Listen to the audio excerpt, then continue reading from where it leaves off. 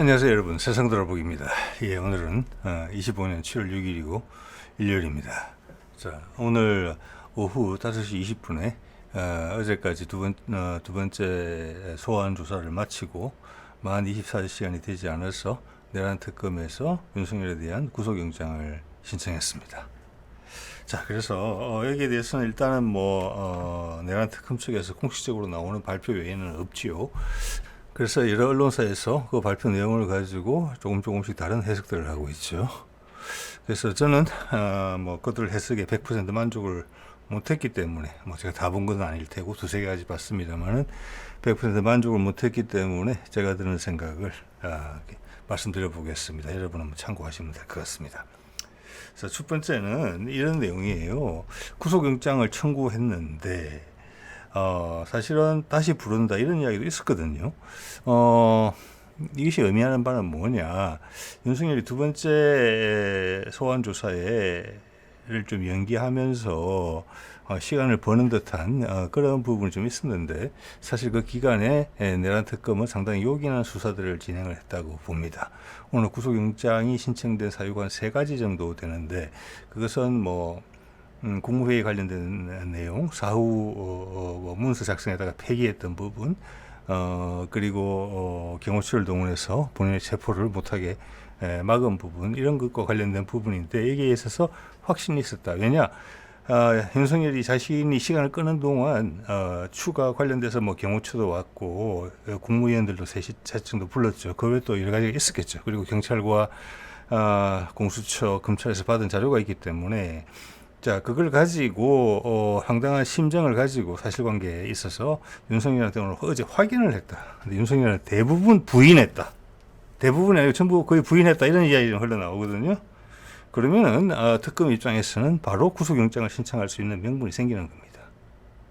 사실관계가 분명한 내용인데, 물론 재판에서 구속심사를 하면서 평가를 받겠지만 사실관계는 분명한 내용인데, 윤석열 행적과 더불어서 윤석열이 이걸 거부한다, 인정을 하지 않는다, 그것을, 혐의를. 이 말은 나는 잘못이 없고 숨기고 싶고 계속 도망다닐 것이다. 불리한 내용이 있으면 나는 없애버릴 것이다. 그런 것을 강하게 시사하는 거예요. 그래서 내란 특검이 구속영장을 신청할 수 있게 된 것입니다. 자, 그런 내용 하나 하고, 두 번째, 특검이 부가적으로 오늘 추가로 언급을 하면서 이것을 굳이 짚어서 이야기를 했어요. 남북 군사 충돌 부분, 외환 유치 부분은 조사할 게 아주 많아서 이번 혐의에 적용시키지 않았다. 조사할 게 많이 있다. 이미 많은 군의 사람들을 접촉을 했다. 이렇게 하면서 그렇게 이야기를 했어요. 그 말은 뭐냐, 심정이 거의 굳어지고 있다. 그렇지만 상당히 방대한 부분까지 수사가 진행되어야 될 것 같으니까 앞으로 우리의 주요 수사 방향이 될 것 같다, 이런 암시를 저는 했다고 봅니다. 이것이 시사하는 바가 엄청나게 크죠. 자, 이런 관련된 내용을 제가 한번 말씀드려볼까 합니다. 자, 5시 20분에 구속영장 청구죠. 제가 법은 잘 모릅니다만은 구속의 목적을 보면은 언론에 보도되는 것만 보더라도 도주와 증거인멸이죠. 도주의 가능성은 별로 없다고 봅니다만은, 좀 전에 말씀드린 것처럼 특검에서는 충분히 법원에 사실관계를 소명할 수 있는 그런 혐의에 대해서 윤석열이 계속 거부했다. 나는 하지 않았다. 이것은 증거인멸의 우려하고 직결되는 부분이라고 생각합니다. 그래서 이 적극적인 구속영장 청구는 윤석열이 자기 발등을 찍은 부분이 있다. 여기서 고분고분 인정을 했으면은 계속 비구속 상태에서 소환 조사를 받았으면 될 일을, 모든 것을 명확한 사실관계로 판단되는 부분에 대해서 부인을 했기 때문에 이것은 증거인멸의 우려가 아주 강력해진 것입니다. 저는 법원이 이것을 부인하기 어렵다고 봅니다. 자, 그런 내용을 한번 말씀드릴 수 있겠고요. 자, 여기서 보면은 한덕수, 김성훈 실토했나, 한덕수부터 말씀드려보면, 여기는 이제 국무회의 관련돼서 있었던 그 사안, 또 한덕수 스스로한테도 지금 상당히 위험한 사실들이 많이 밝혀지겠죠. 사전에 뒷주머니 찔러놓은 거 봤다 그랬는데, 사전에 그 문건을 다 확인한 것이 보였고, 또 첫 국무회의 요건이 불확실해 보이니까 다시 사후에, 그래서 공문서 위조 혐의가 들어가는 거죠. 그 과정에 다 개입돼 있었고, 그것은 윤석열의 지시 없이는 이루어질 수 없는 사실들이다. 최상목도 같이 들어가는 겁니다. 자, 그런 부분들 확인이 됐고, 그 다음 김성훈은 이제 경호처를 이용해서, 구속영장 집행을, 체포영장 집행을 막아선 그 부분에 대한 것들을 조사했겠다는 거죠. 그래서 지금 특검의 재빠른 구속영장 청구를 봤을 때는 사실관계들이 명확히 맞춰지는데, 거기에 대해서 윤석열이 부인을 했다. 이것은, 증거인멸의 우려가 있는 부분이다. 예. 이렇게 본다는 것입니다. 또 여기서 이제 하나 재미있는 것은 장관을 셋을 불렀어요. 이주호 교육부총리인가요? 거기다가 과기부 장관 그리고 산업부 장관을 불렀는데 그들을 부르고 나서 그들이 피의자냐라는 의심이 드니까 특검에서 다시 한번 말하기를 피해자다. 자, 이 말은 뭐냐? 그들이 반대 의사를 표명할 가능성이 컸다. 국무회의에 소집이 됐더라면 근데 그들을 부르지 않았다는 거죠. 그래서 자, 이런 이야기가 성립이 될 수 있다는 시나리오를 지금 보여주고 있는 거거든요. 찬성할 것 같은 사람들을 불러서 찬성을 시켰다. 부정할 것 같은 사람은 안 불렀다. 자, 이것도 공무집행 방해하고 비슷하게 되는 거예요. 그래서 피해자가 되는 것입니다. 국무위원으로서 이 새 장관의 자기 의사를 피력할 기회가 차단당한 거예요. 위법하게. 예. 자, 그러면 진짜 그림이 그려지는 거예요. 근데 저는 뒤에 또 좀 말씀을 드리겠습니다만 앞뒤 맥락을 쭉 봤을 때 이 내란에 대한 모의는 상당히 오랜 기간에 걸쳐서 이제 발생한 일이다. 예를 들어서 최상목한테는 그 자금을 준비하라고까지 지시를 했죠. 그리고 누굽니까? 이상민 행자부 장관 그리고 법제처장 그리고 법무부 장관 그리고 비서관 하나를 해서는 안가 모의를 했다. 그것은 본인이 이 체제 다음에 다 새로운 정치 체계 또는 이제 잠정적인 정치 체계 다른 체계로 올라가기 전에 과거에 이제 박정희나 전두환이 쿠데타를 했을 때 그런 상황에 비슷한 것들을 모색했던 흔적들이 보이는 것이거든요. 뭐 국방부는 말할 것도 없고요. 자, 그런 면에서 봤을 때 사실 많은 장관들은 사전에 그걸 알고 있었다고 봅니다. 뭐 아까 말씀드린 산자부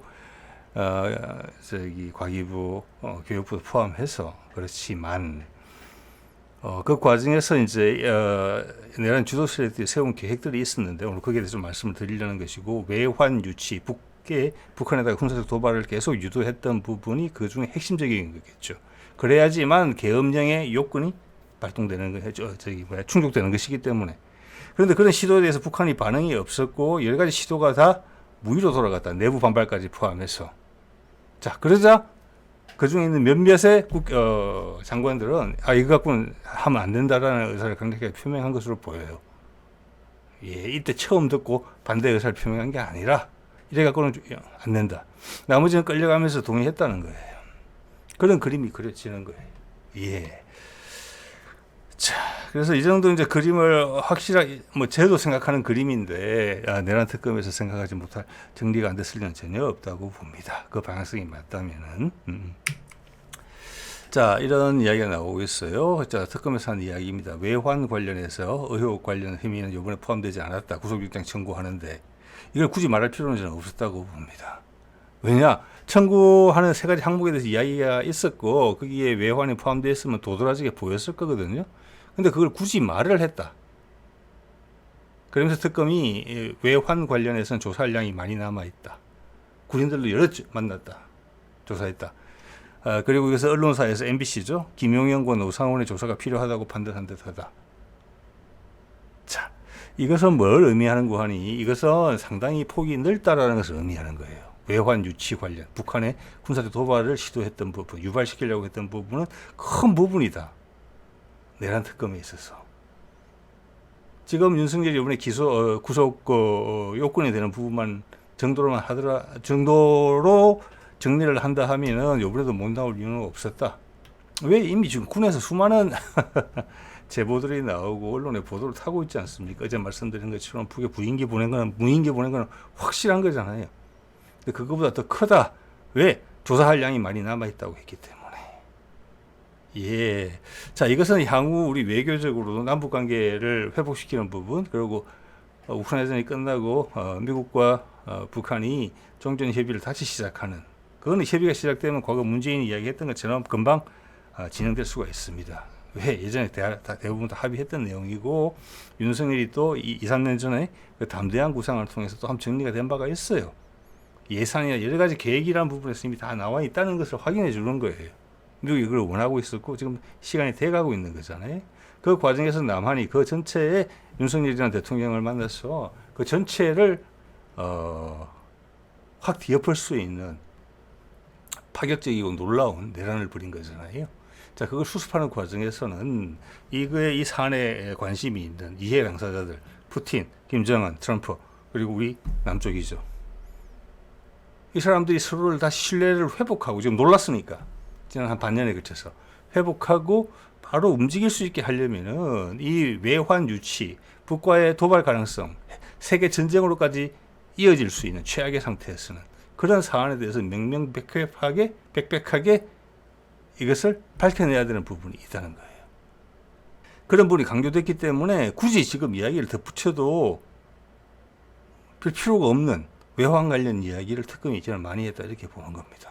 그래서 이게 앞으로 주요 수사 방향이 될 것이다. 우리나라가 그게 필요하거든요, 지금. 물론 지금 특검법에 그것이 명확히 명시되어 있는 부분도 당연히 있는 것이고요. 그래서 일부에서는 외환 유치란 건이 기본적으로는 내라는 내부에서 반란을 일으킨 것이고, 외환 유치는 뭐냐면은 외부의 적과 내통을 해서, 이건 배반죄에 해당하는 겁니다. 해서 우리의 성문을 열어준다, 이런 개념이에요. 그래서 저기 물밀듯 들어올 수 있게 우리가 책임을 방기하는 거예요. 그게 외환죄예요. 그래서 단지 북한의 남침을 유도했다라는 것과 연계하기가 되게 어려워요. 사전에 모의한 정황이 들어있어야 되는 거거든요. 그래서 외환 유치라고 이야기하는 겁니다. 유치죄가 성립을 하려면. 그래서 그런 지적이 일부 나오고 있고, 거기에 대해서 특검 이야기를 했어요. 그런 것은 입증이 어려울 수가 있으니까. 왜? 내부의 일은 알지만 북한하고 접촉한 건 파악하기 어렵단 말이에요. 네. 그 부분에 있어서는 이것을 내란죄와 연계해서 풀어나갈 수 있다. 즉, 내란의 합법성을 보장하기 위해서 북을 건드리는 부분, 즉 외환 유치의 절반이지만 따지고 보면 내란죄에도 포함되는 내용, 이 공통 분모를 가지고 일단 시작하겠다. 이런 이야기까지 나온다는 것은 외환죄에 대해서 지금 내란 특검이 큰 비중을 두고 보고 있다는 것을 느낄 수가 있어요. 자, 여기에 있어서만큼은 지금 내란죄와 관련된 부분보다는 수사가 적게 됐으리라고 봐요. 예. 그래서 조사할 양이 많이 남아 있다. 이렇게 풀이를 할 수 있다는 뜻입니다. 네. 자, 여기서 내란 유치와 관련된 유일한 실마리도 있긴 있어요. 이거 한번 보실까요? 24년 작년 말 마지막 날 나온 기사죠. 정보사령부 있죠. 군에 계엄 10여일 전에, 계엄 10여일 전이면은 11월 20일, 22, 23, 24 요때예요. 몽골의 북한 대사관을 접촉을 하려고 시도하다가 정보사 소속의 영관급 장교 둘이가 민간인 복장으로 당연히 갔겠죠. 그래서 북한 대사관을 접촉하려고 했다. 하다가 몽골 기관에 적발이 돼서 체포가 됐고, 우리 정보사령부에서 양해를 구하고 직접 해명을 하고 그들을 풀려나게 했다. 이런 내용이거든요. 그 밑에는 정부에서 부인하는 내용이죠. 국방부 정보사 요원에 몽골 출장하는 공식적인 대외 활동이다. 예. 자, 이 상황에서 돌이켜 보건데 여러분 누구를 말을 더 믿겠습니까? 타이밍까지 고려하면 더더욱 그래요. 예. 자, 그 내용을 조금 더 보여드릴게요.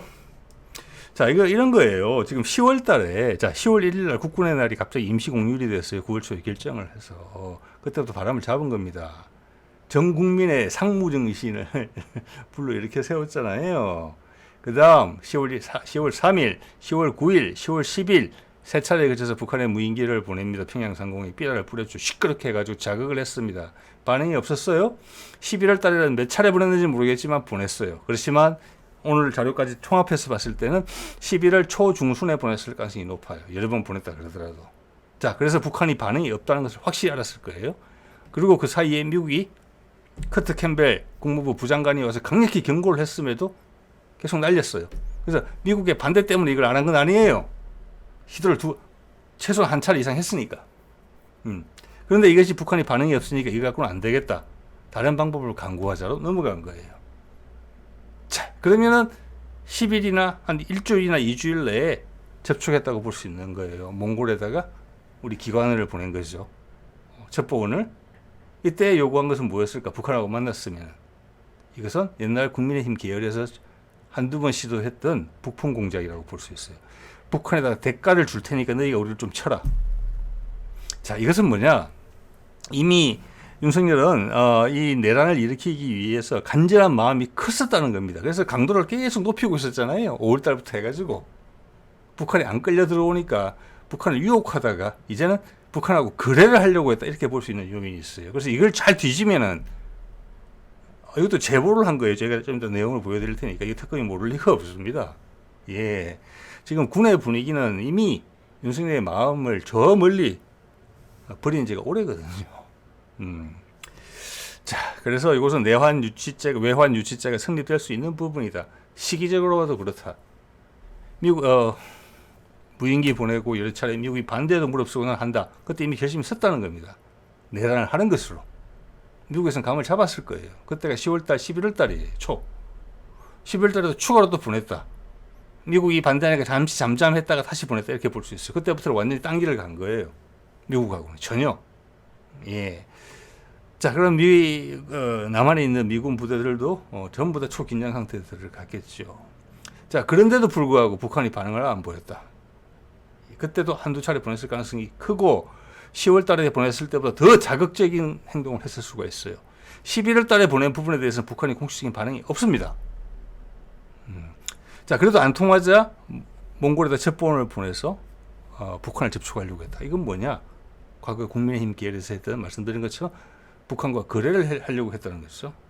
부품을 제발 유도해달라. 우리 전쟁 안 할 테니까. 그리고 우리 뭔가를 줄게, 너희들한테. 그만큼 내란이 간절했다는 겁니다. 자, 거기에도 대응하지 않았죠? 이게 11월 23, 4일 가능성이 높아요.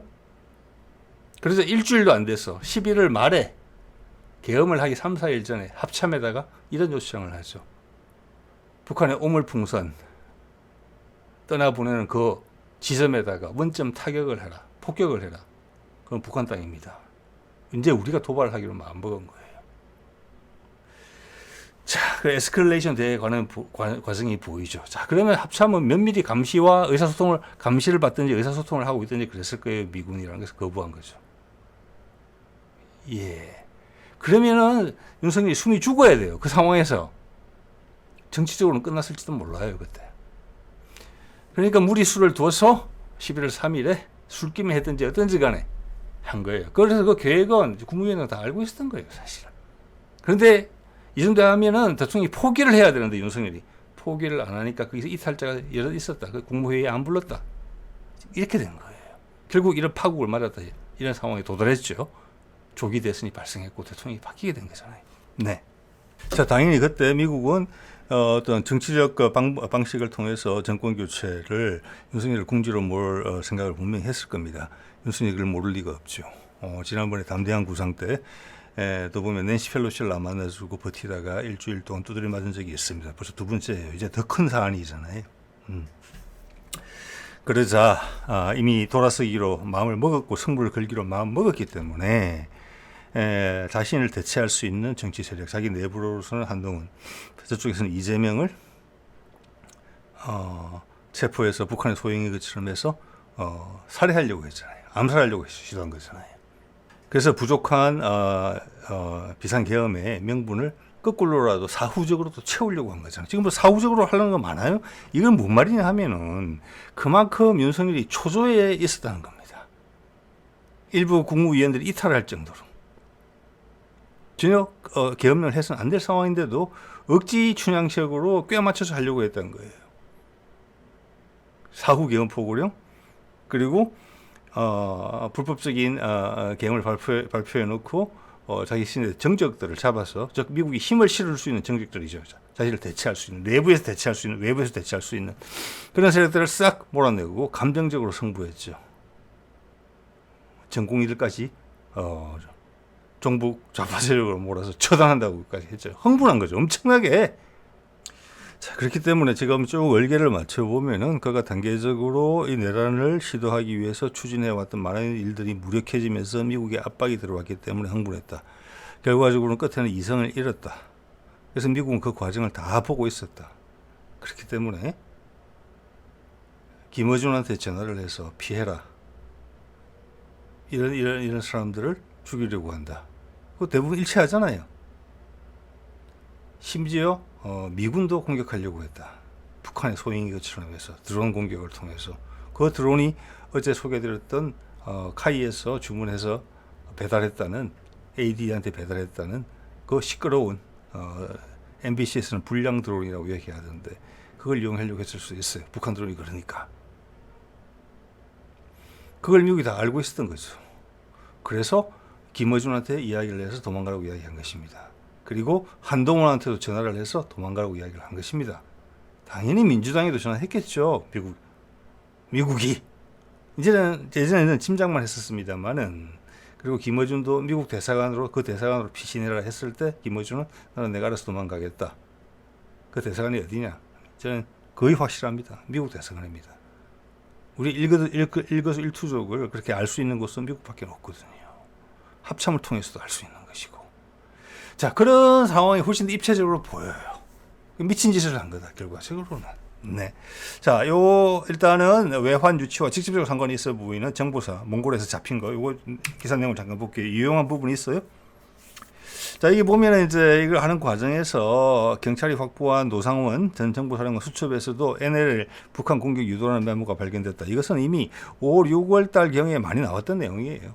6월, 7월 때 8월, 9월까지도 NLL에서 평소보다 훨씬 위협적인 포격 훈련을 했고 아파치에 무장을 한 채로 NLL에 딱 붙어서 훈련 비행을 했다. 평소와는 너무나 다르게. 그리고 또 노상원의 수첩에는 그런 내용도 있는 겁니다. 이 사람은 지금 비화폰을 받은 사람이에요. 노상원은 그가 혼자 머릿속으로 상상을 종이 위에다가 끄적거린 게 아니에요. 머릿속으로 떠오르는 상상을. 노상원 수첩에는 그런 내용도 나온 것으로 되어 있습니다. 체포된 사람 요인들 한동훈, 김어준, 이재명 기타 등등 포함해서 배에 타서 섬으로 수용하기 위해서 옮기는 과정에 북한으로 위장된 공격을 받아서 사망한다. 윤석이 흥분했다는 겁니다. 그때 그만큼. 예. 자, 그리고 보면은 이런 내용이 나와요. 울란바토르는 주 몽골 한국 대사관과 북한 대사관이 모두 위치해 있는데 이 누구냐, 중령, 소령 이 두 사람은 임무는 북한 대사관 접촉하는 것이었다. 그래서 제가 그런 말씀드린 거고, 한 군 관계자는 정보사 담당 처장인 한 대령이 이번 공작을 총괄했는데 그가 검토한 출장 보고서에 북한 대사관이 공작 대상으로 명시돼 있다. 이거는 특검에서 모를 리가 없습니다. 이미 이때 제보잖아요. 이게 제보를 받은 거거든요. 예.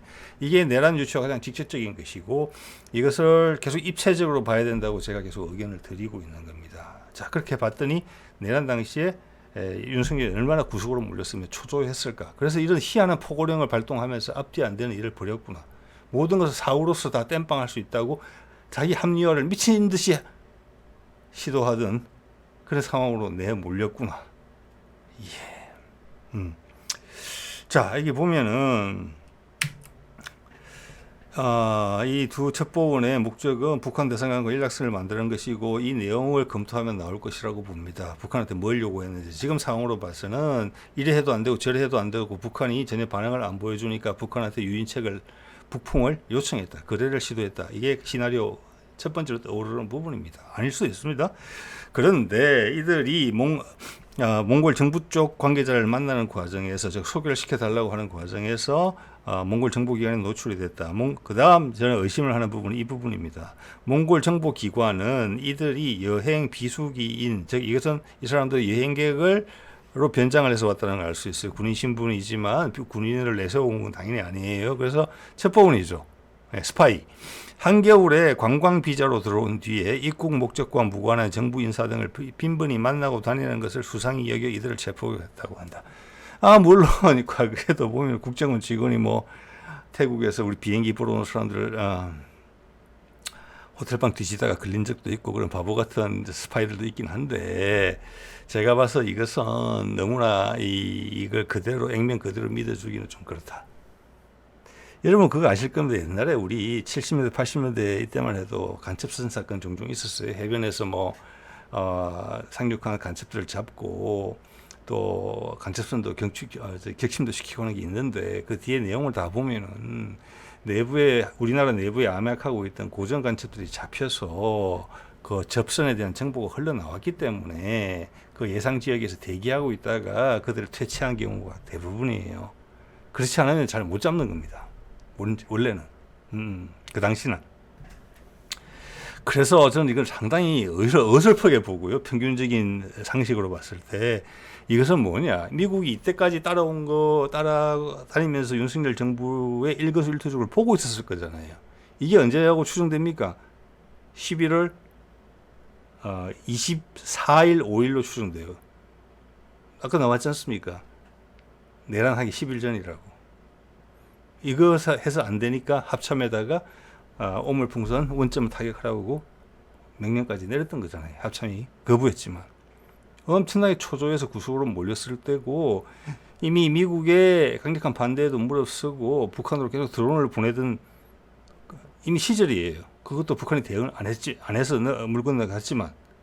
그래서 이걸 보면 흐름도 잘 모르는 것 같아요. 미국과 푸틴과 북한이 정보 공유가 되고 있는데 북한한테 가가지고 북풍을 시도했다는 거죠. 그만큼 이번 윤석열 정부 들어와서 북한과의 관계가 단절돼 있고 국제적인 것을 보는 시야가 엄청나게 좁혀져 있었다. 이렇게밖에 볼 수 없어요. 예, 이걸 만나서 신청을 북한한테 요구를 한다고 하더라도 들어줄 리가 없는 거예요. 왜? 푸틴이라는 부담감이 있고 푸틴과 거래를 하고 있는 트럼프라는 부담감이 있는데 김정은이 이거 어떻게 넙죽 받아줘서 우리를 공격해 주겠습니까? 절대 아니죠. 그러니까 시야가 엄청나게 좁다. 그리고 이런 우리 정보원들이 잡힌 것은 미국이나 다른 경로를 통해서 이 정보를 유출시켰을 가능성이 크다라고 저는 보는 것입니다. 왜? 이미 이때 미국은 윤석열의 의도를 100% 알고 있었고 언제 사고 치느냐 압박을 가하면서 계속 일거수일투족을 감시하고 있을 때거든요. 이미. 그 윤석열은 결국은 계속 이렇게 생각하는 거예요. 그 부담을 온몸으로 느끼면서도 내가 미친 짓을 하지 않고서는 이것을 벗어날 수가 없겠구나.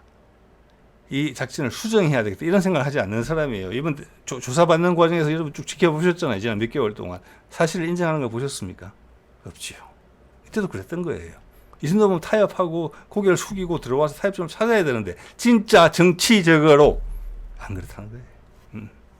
자, 그래서 여기는 사전에 노출됐다. 정보가 저는 그렇게 봅니다. 그래서 또 끊겼다. 만났더라도 북한이 이 요구에 응했을 리는 없다. 예, 이런 거 특검이 들여다보고 있다고 봅니다. 자, 한 번 더 정리를 해볼까요? 그러면 10월 1일 날 국군의 날 임시 공휴를 했어요. 갑작스럽게 검은색 선글라스 끼고 나와서 분위기를 키웠어요. 그 다음 당연히 이 사전에 계획이 됐던 부분이겠죠. 바로 이어서 3일, 9일, 10일에 평양에 무인기 투입을 하고 삐라를 살포했죠. 북한이 신경질적인 반응을 보냈고 바로 좀 있다가 미국의 경고가 왔습니다. 커트 캠벨이 왔죠. 한미일 군사동맹은 깨진 것이다. 비핵화돼야 된다. 조심하라고 경고하고 간 것입니다. 그런데도 불구하고 11월 달에 평양에 또 무인기를 또 투입합니다. 이것은 11월 초나 중순이었다고 봅니다. 그 다음에 이게 반응이 없자 몽골에다가 첩보를 보낸 것 같거든요. 11월에도 몇 번 보냈는지 몰라요. 여기에 대해서는 북한이 반응이 없는 걸로 봤을 때는 좀 더 심한 짓을 했을 수도 있다. 저는 그런 생각을 한다는 것입니다. 자, 11월 23일로 추정되는 이때 몽골의 정보사 요원이 가서 북한 대사관을 접촉하려고 하다가 잡혔다. 그리고 풀려났다. 자, 저는 몽골이 이런 정도의 의심을 가지고 우리나라 첩보원들을 잡을 만한 차원은 저는 개인적으로 안 된다고 보거든요. 이 사건을 처음 접했을 때. 근데 지금 쭉 이때까지 나왔던 상황을 거꾸로 역산을 해보는 데 있어서 몽골이 이렇게 움직일 수 있었던 것은 뒤에 뒷배가 있었기 때문에 한국 첩보원을 잡을 수 있는 겁니다. 첩보원이 우리나라 첩보원밖에 없겠습니까? 울란바토르에. 여러 나라에서 다양하게 와 있을 거잖아요. 우리만 쏙 잡아갔다. 뒷배가 있어서 뒤에 책임 안 져도 된다는 확신이 있었기 때문에 잡았다. 저는 그래서 미국이라고 본다는 겁니다. 자, 또 실패했어요. 그러니까 이번에는 북의 오물풍선 원점 타격을 지시하죠. 일주일 만에. 그거 합참이 거부하죠. 이제는 미국하고 완전 이야기하고 있는 거예요. 더 구속에 몰린 거예요. 이런 요구까지 한 게 바로 미국에 들어갔을 거잖아요. 두더지 잡기 하는 거예요. 하나 땅 치면 저쪽에서 뿅 올라오고 또 땅 치면 저쪽에서 뿅 올라오고 윤석열이 그런 짓을 하고 있었던 거예요. 그렇죠. 그런데 그걸 밀어서 내란까지 발생시킨 거예요.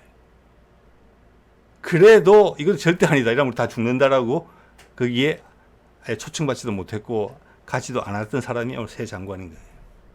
나머지는 질질 다 끌려다닌 거예요. 한덕수 포함해서 전부 다. 그렇게 말이 안 되는 일을 벌이는데도. 사후로 완성을 시킬 수 있다고 윤석열이 믿었던 거잖아요. 그렇죠? 그렇기 위해서는 한동훈, 이재명, 기타 등등 10여 명을 잡아서 죽이고 그 사건이 북한의 소행이었다고 뒤집어 씌우는 수밖에 없는 거예요. 그 전까지 택한 모든 방식의 최고로 악화된 형식들을 조합시켜서 머릿속으로 이게 가능하다고 판단하고 한 거잖아요.